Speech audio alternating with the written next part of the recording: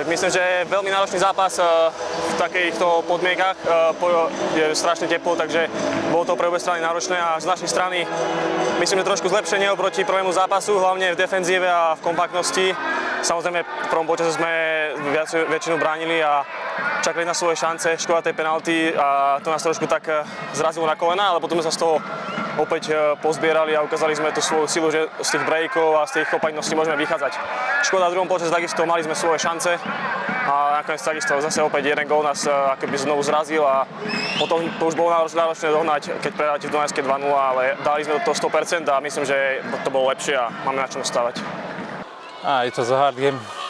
We had a good opponent, but we'll watch back the game and see what we can improve, and that's all I can say.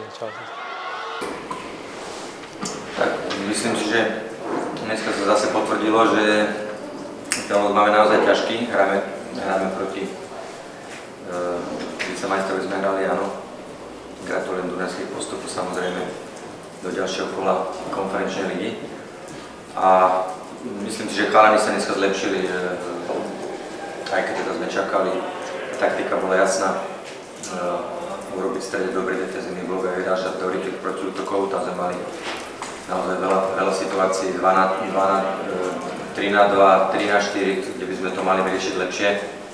Tam Marike sám to myslím, že veľkú šancu a o to prišiel trest, aj keď teraz sme ustali také nejaké nebezpečné situácie.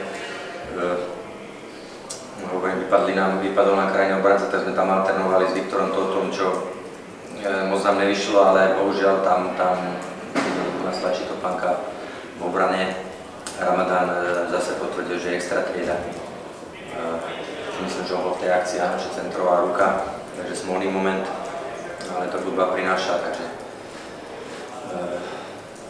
chceli sme do druhého počasu ísť s tým, že niečo s tým urobíme, ale teda tam by sa nám zase nemalo stať po tej breakovej situácii, kde bol Viktor, myslím, sa zabudol a tam zase Ramadán ukázal skvelú rýchlosť, techniku, vlastne vycvičil v rýchlosti našich stoperov a uložil to excelentne, takže je to rozdielový hráč.